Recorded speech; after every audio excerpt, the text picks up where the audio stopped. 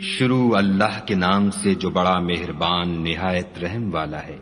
اے محمد صلی اللہ علیہ وآلہ وسلم، جب منافق لوگ تمہارے پاس آتے ہیں تو ازراہ نفاق کہتے ہیں کہ ہم اقرار کرتے ہیں کہ آپ بے شک خدا کے پیغمبر ہیں، اور خدا جانتا ہے کہ در حقیقت تم اس کے پیغمبر ہو، لیکن خدا ظاہر کیے دیتا ہے کہ منافق دل سے اعتقاد نہ رکھنے کے لحاظ سے جھوٹے ہیں۔ انہوں نے اپنی قسموں کو ڈھال بنا رکھا ہے اور ان کے ذریعے سے لوگوں کو راہ خدا سے روک رہے ہیں۔ کچھ شک نہیں کہ جو کام یہ کرتے ہیں برے ہیں۔ یہ اس لیے کہ یہ پہلے تو ایمان لائے پھر کافر ہو گئے تو ان کے دلوں پر مہر لگا دی گئی، سو اب یہ سمجھتے ہی نہیں۔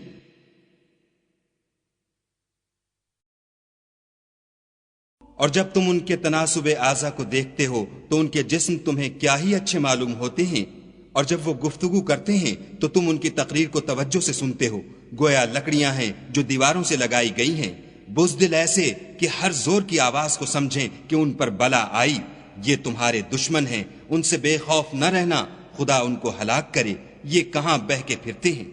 اور جب ان سے کہا جائے کہ آؤ رسول خدا تمہارے لیے مغفرت مانگیں تو سر ہلا دیتے ہیں، اور تم ان کو دیکھو کہ تکبر کرتے ہوئے منہ پھیر لیتے ہیں۔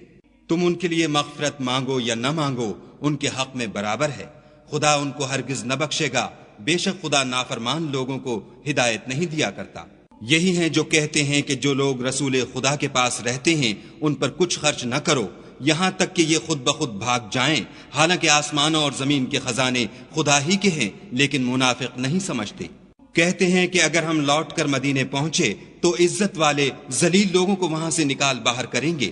حالانکہ عزت خدا کی ہے اور اس کے رسول کی اور مومنوں کی، لیکن منافق نہیں جانتے۔